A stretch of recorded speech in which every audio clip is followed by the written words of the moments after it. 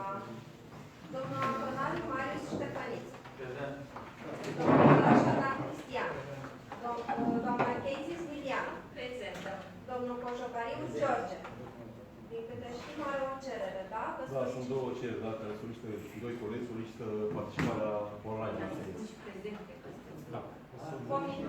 Vom intra online? Vom intra, da, După de WhatsApp. Prezența, da, pe WhatsApp încercăm. Domnul Comșa Alexandru Marius. Prezent. Domnul Cornia Dorin. Prezent. Domnul Dumitrașcu Costel Aurelian. Prezent. Domnul Dumitrescu Daniel. Prezent. Domnul Florea Ioan. Prezent. Domnul Lascu Ian, care are Este la fel, are cerere online, va intra pe WhatsApp. Domnul Matei Nicolae. Prezent. Domnul Nikita Rafael. Prezent. Doamna Optea Ana Marie. Prezent. Domnul Roșca Cristian Ger. Prezent. Domnul Stan Liviu Marian. Prezent. Domnul Vasile Alin Ilian. N-a venit deocamdată. Domnul Vulpe Valentin. Prezent. Domnul Zidar Gheorghe Ciprian. Prezent. Bună ziua! Înainte de a trece la convocator, avem două... Este și domnul Enică cu mine, poate nu mai strigat. Nu s-a strigat? Domnul Enică a fost strigat viață. Aici. Scuze. Înainte de a trece la convocator, avem două procese verbale. Unul din data de 27 a 5 a 2021. Cine este pentru? Împotriva, abține. Și al doilea proces verbal din data de 22 a 6 a 2021. Cine este pentru? Împotriva, abține. Avem până la zi un convocator cu 30 de proiecte și 7 proiecte suplimentare. Cine este pentru convocatorul în ansamblu, cele 37 de proiecte? Și o să doresc, domnul președinte, dacă se poate, la finalul ședinței, un punct de vedere pe care va susține doamna avocat pe o anumită speță și vreau ca Consiliul să hotărască acest lucru și care se vor fi pașii viitori. O să vină doamna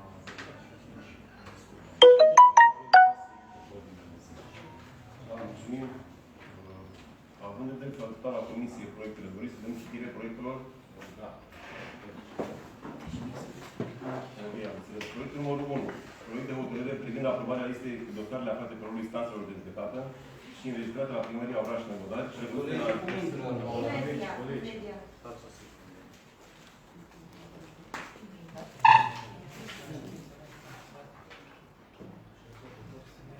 Da, e regulamentul votat acum două. Știi că am și zis acum să hotărască și metoda de intrare și să zis că da.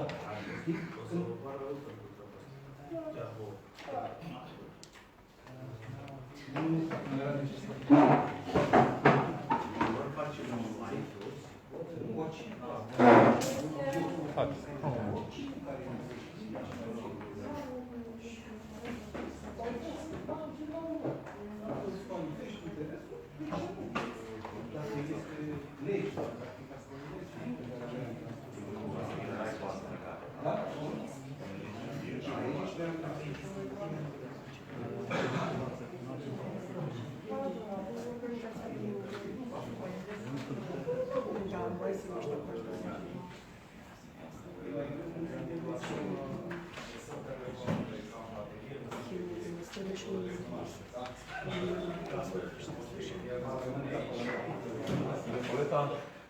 Avem o solicitare de la Alin Vasile, pe WhatsApp.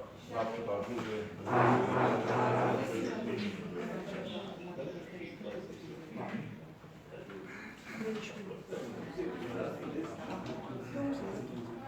Da, manifestat.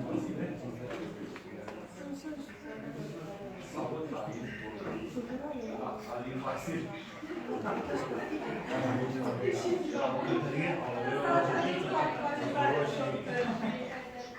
Ok. Și colegul de la PNL, vă ocupați. Dați un telefon. Dați un telefon. Acolo, la secretariat. Colega, nu așa că poate dați telefoanele. Colega, tu trebuie să le vezi, tu răspunzi pentru că așa e corect. Tu ești reprezentantul de... Nu.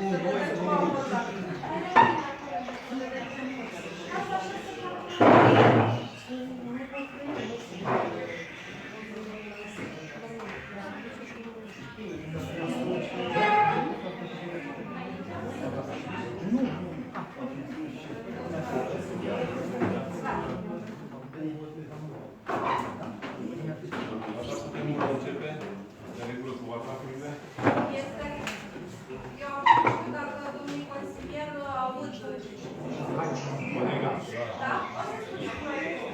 Ia o Proiectul numărul 1. Proiect de hotărâre privind aprobarea respectivul dosarele aflate pe rolul instanțelor judecate și înregistrate la primăria orașului Bodari, prevăzute în anexă, pentru care se asigură asistență și reprezentare de către cabine de avocatură. Cine este pentru? Împotrivă? Abține? Proiectul 1 în unanimitate. Citesc ca să auziți. Proiectul numărul 2. Proiect de hotărâre privind modificarea organigramei a statutului de funcții și a statutului de personal al aparatului de specialitate al primarului orașului Năvodar, județul Constanța. Cine este pentru? Împotrivă? Abține? Proiectul 2 în unanimitate. Proiect de hotărâre cu privire la vânzarea pe licitație publică a unui teren. că colegii n-apucă să voteze. Sau vin și votul lor de acolo, dacă tot. Da.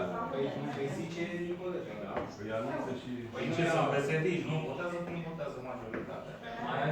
Și PNL-ul este și un... Proiectul numărul 3. Proiect de hotărâre La PNL e PSL. Tot PSL.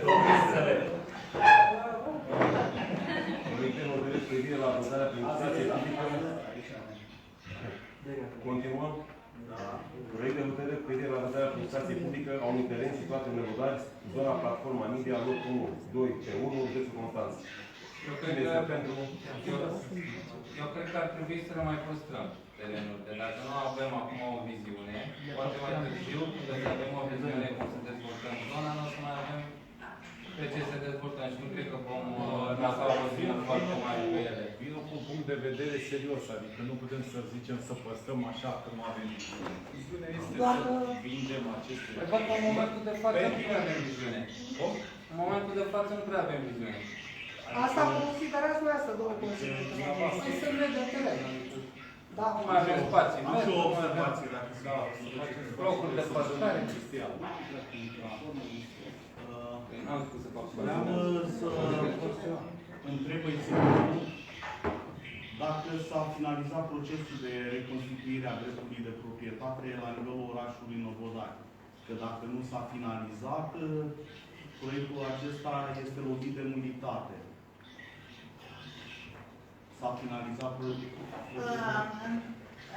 În baza legii 165 pe 2013 cu privire la inventarierea terenurilor ce pot fi reconstituite, s-au stabilit toate terenurile. Au fost inventariate, aceste terenuri nu sunt, pentru că intră în inventariere terenurile extravilane. Am înțeles. Acesta nu este extravilan, este intravilan. Chiar dacă este numai arabil nu este acolo, care acolo sunt depozite de... Am înțeles. Da. Legea 18 este lege specială și este legea care a constituit, stă la baza constituirii patrimoniului unităților administrativ-teritoriale. Ca aceste terenuri să intre open legis în proprietatea privată sau publică a unității administrative, este obligatoriu să se îndeplinească 3 condiții cumulative.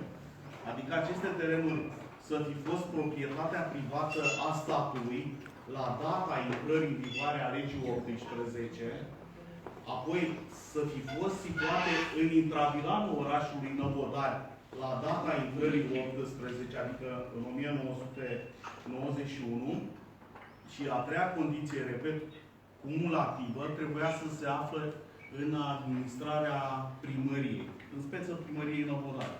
Altfel, terenurile sunt doar la dispoziția comisiilor locale și județene de fond funciar.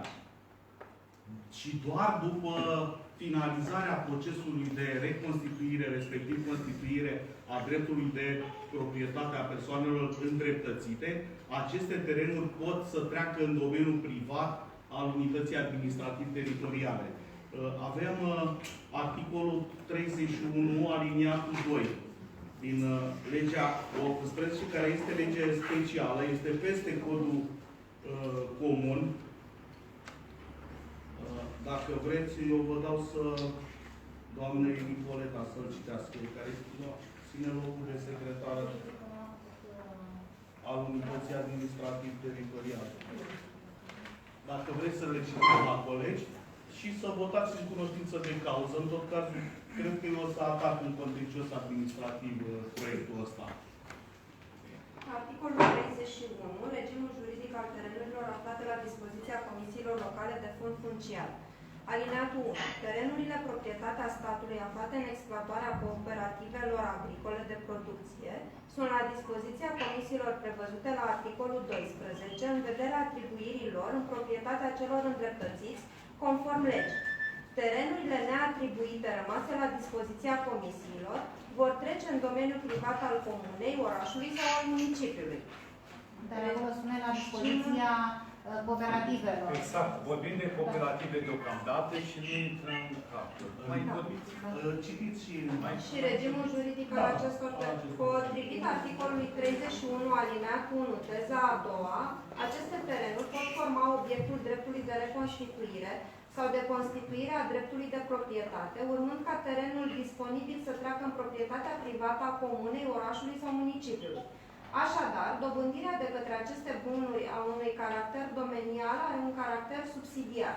De aceea, considerăm că trecerea acestor terenuri în domeniul privat se poate realiza de-abia după finalizarea procedurilor de reconstituire sau de constituire a dreptului de proprietate. În cazul în care terenurile menționate au trecut în domeniul privat fără ca procesul de stabilire a fondului funciar să se fi finalizat, atunci hotărârea care a constat că aceste bunuri au trecut în domeniul privat este lovită de nulitate absolută. Dar acolo mai citește începutul, unde spune de Repet, Terenuri în exploatarea cooperativelor agricole de producție. Mai puțin. Terenurile astea intră de la lege direct, doar în condițiile articolului 36 din aceeași lege, articolului 26 și articolului 6 din legea 18. Adică articolul 36 ce spune? Că să fi fost în intravilanul orașului Năvodari la 1/1/1990, să se fie aflat în proprietatea statului, în proprietatea privată a statului și în administrarea primăriei orașului Năvodari, la 1/1/1990.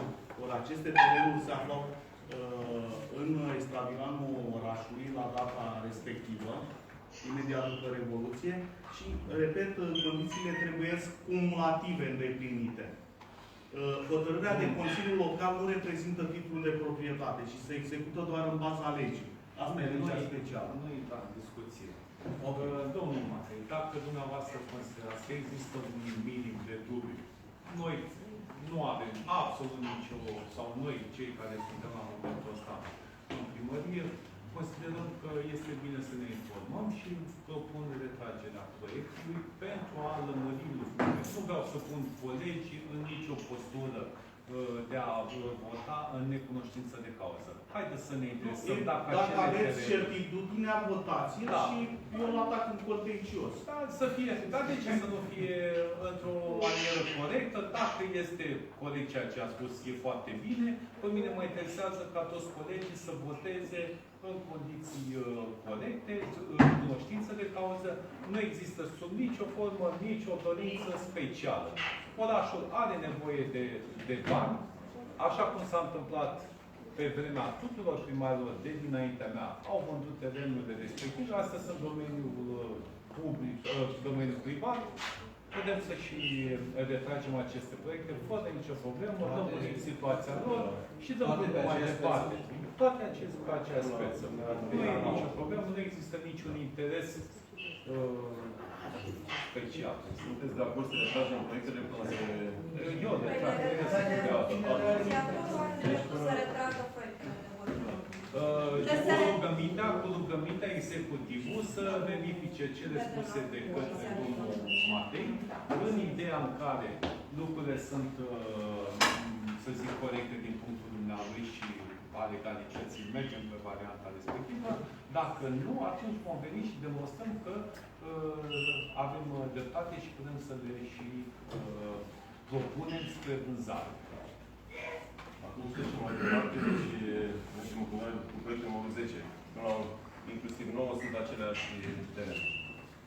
Proiectul numărul 10. Proiect de hotărâre cu privire la aprobarea vânzării unui teren situat în Năvodari, strada M12, numărul 2D, locul 1, Constanța. Cine este pentru? Împotrivă? Abține? Deci proiectul 10. 10. Unanimitate. Cine? Mai puțin că l-am votat la proiectul 10. Despre ce lor? Că nu a întâmplat administrativ. Deci este un teren cu o casă pe el și vindem acum terenul iau 12. Iau E 12. vorba de cele 4 loturi concesionate sau nu? Este un teren concesionat, probabil că a construit respectiva persoană. Da, este în afara celor 4 loturi concesionate pe M12? Alea care sunt în litigiu cu... Nu avem un litigiu pe M12. Nu avem. Nu A, avem pe M12. Dar deja am terminat. Deci am hotărât ca toate proiectele care se refereau la vânzarea terenurilor. Scuze, M12, eu am crezut că am confundat. Da, deci e ok. Deci proiectul 10, unanimitate. Proiectul numărul 11, proiect de hotărâre cu privire la aprobarea oportunității vânzării unui teren situat în Năvodari, sala Crăiței, numărul 19, Constanța. Cine este pentru? Împotrivă? Abțineri? Proiectul 11, unanimitate. 12. Proiect de hotărâre cu privire la aprobarea dreptului de uși servitute în favoarea SCE Distribuție Dobrogea S.A. pentru un teren cu altă de 32 de metri pătrați situat în Năvodari, strada Hanului, intersecție cu strada D25, județul Constanța, în vederea amplasării unui trafic. PPAB. Cine este pentru? Împotrivă? Abține? Proiectul 12, unanimitate.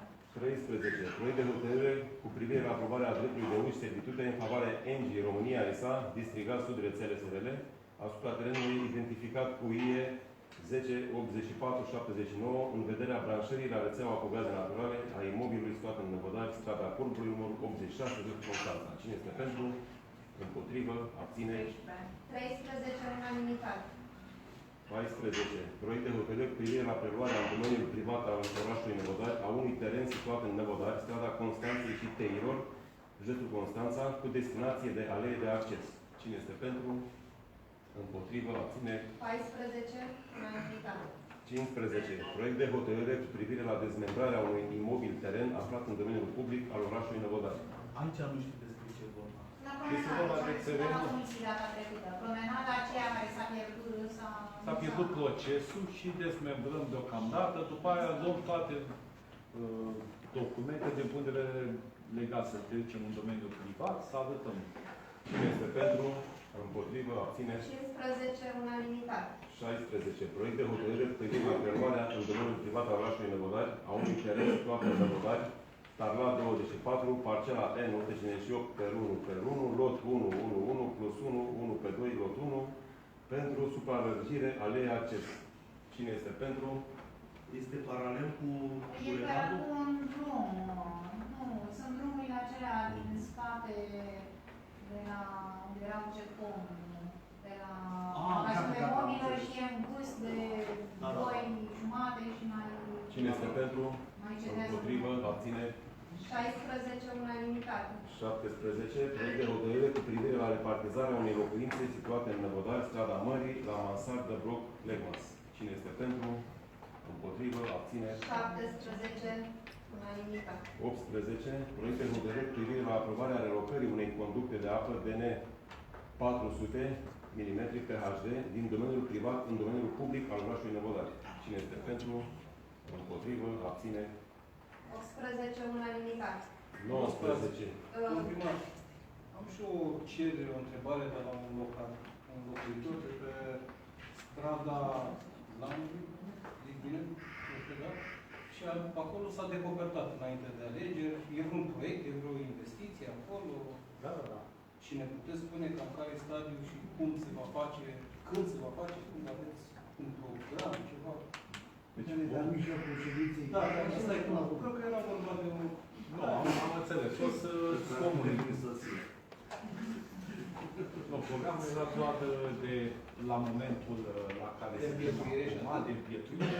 Suntem în regulă cu contractul de împietuire aprobat de mult și acum am terminat pe împietuirea. Asta vreau să... Și asfaltarea...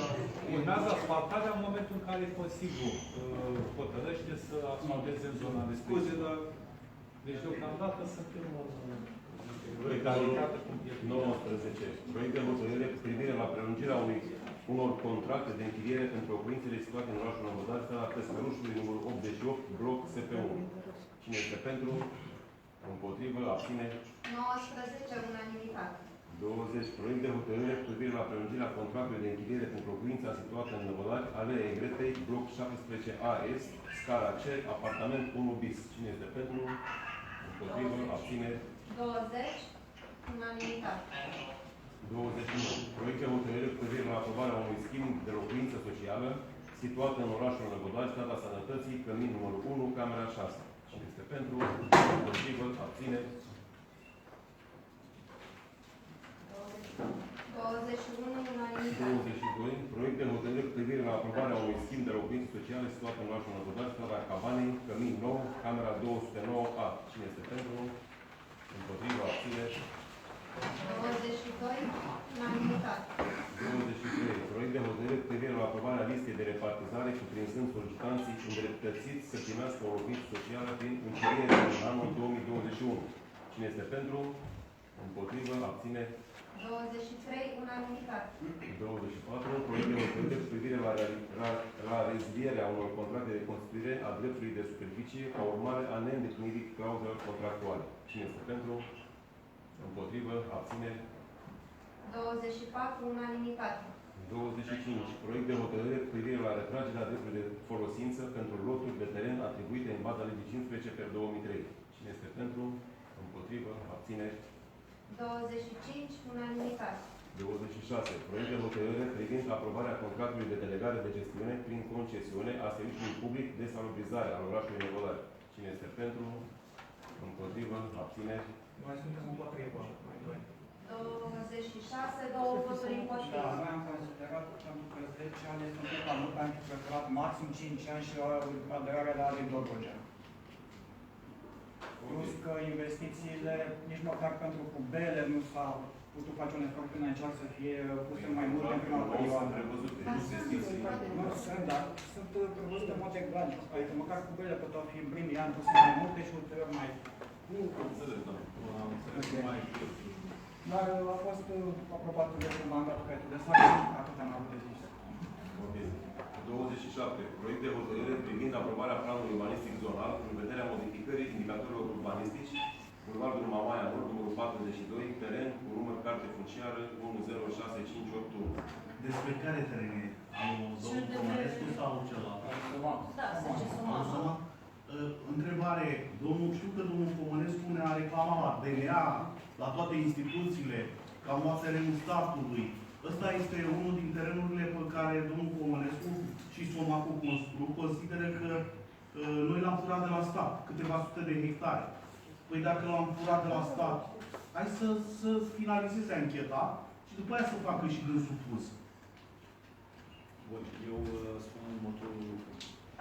Terenul care a stat la baza acestui curs este intabulat pe societatea respectivă.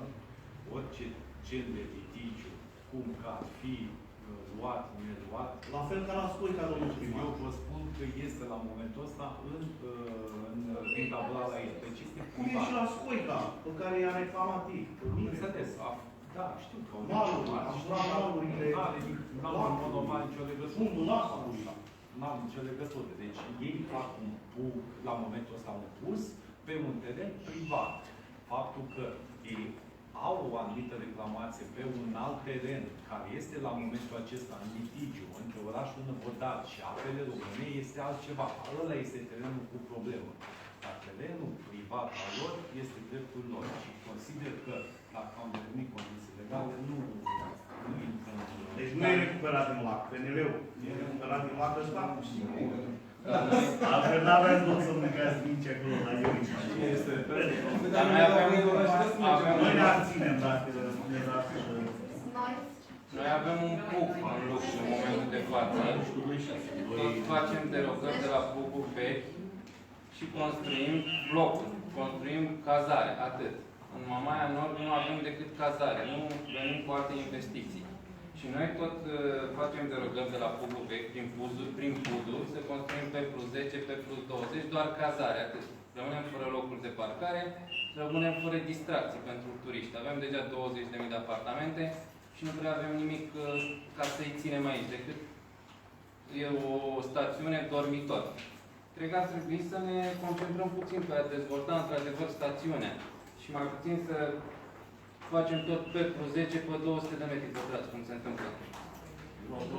Eu nu cred că este oportun. Da, e vorba și despre oportun, este legal. Dar nu cred că este oportun pentru orașul Năvodari să construim 10.000 de locuri de cazare fără a construi servicii pe lângă, fără a construi o infrastructură pentru aceste 10.000 de locuri de cazare. Nu mi se pare oportun. Am înțeles. Nu votați. Nu veți vota. Nu, dar vreau să le explic și colegilor, dacă îmi dați voie. Mulțumesc. Asta era vorba. Nu cred că este oportun să construim în continuare. Mai bine așteptăm PUG-ul, Planul Urbanistic General, prin care să reglementăm o dezvoltare armonioasă a stațiunii, să avem o viziune. Haideți să votăm pentru 27. Cine este pentru? Deci proiectul 27. Cine este pentru? Pentru. Împotriva. Împotriva domnului. Cine este împotrivă? Deci împotrivă. Eu te cu mâna sus. Împotrivă. Eu vă spun individual ca să... Domnul Ilinca, domnul Stan, domnul Matei, doamna Chezis, domnul Antonaru și domnul Bălașa. Mai e cineva? Nu. Domnii care sunt online? Pentru, da? Să nu continui gluma legat de USD și de 28. Nu, că noi ținem la șefii lor de la PNL. Noi ținem la glumă. Ei sunt șefii noștri. Nu suntem pentru Nu e legimai. Telefoane și Proiectul 28.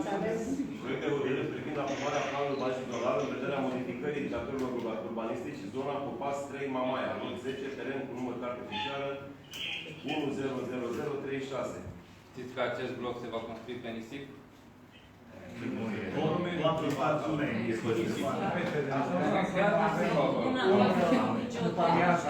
Deci între mare și mare este doar un strat de 15 cm. Dar eu n-am spus că o să cadă bloc. Doar că luăm din plaje.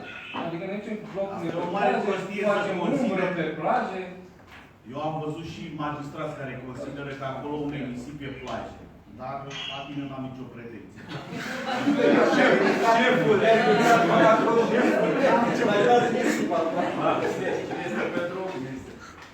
Proiectul 28. Un vot împotrivă. Două voturi împotrivă. Domnul Bălașa și domnul Antonaru.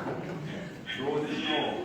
Proiect de hotărâre privind aprobarea participării orașului Năvodari ca membru fondator la înființarea Asociației Organizația de Management a Destinației Mamaia Nord, oraș Năvodari și Asocierii Orașului Năvodari și în Organizația de Management a Destinației Mamaia Nord. Cine este pentru? Numai puțin, e de utilitate publică asociația asta. Că poate îl schimbăm noi pe Popescu, dar să fie de utilitate publică. Este de utilitate. Da, este de utilitate publică, înființată această asociație. Sau bine, aderarea. Noi deocamdată votăm pentru aderare. După asta vom veni tot în Consiliul Local pentru sediu, pentru regulamente, pentru statut și atunci vom putea să discutăm de alte amănunte. Iar povestea cu schimbatul sau nu este strict treaba patronatului. A patronatului, nu a noastră.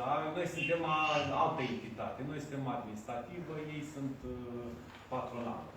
Dar nu ajungem în motivul temeiat de că această asociație poate lua fonduri europene pe care primăria nu le poate. Le poate, dar deocamdată se face Caritas. Bun. Cine este pentru? Împotrivă?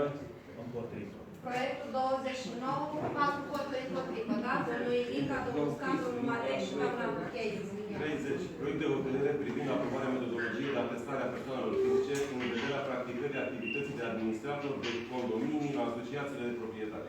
Cine este pentru? Împotrivă? Abținere? Unanimitate, proiectul 30. Deci, la lista suplimentară, proiectul numărul 1, proiect de hotărâre cu privire la încheierea unui contract de închiriere pentru un chiriaș al cărui contract pentru locuința socială a expirat. Cine este pentru? Împotrivă? Abținere? Proiectul 1 pe suplimentar, unanimitate.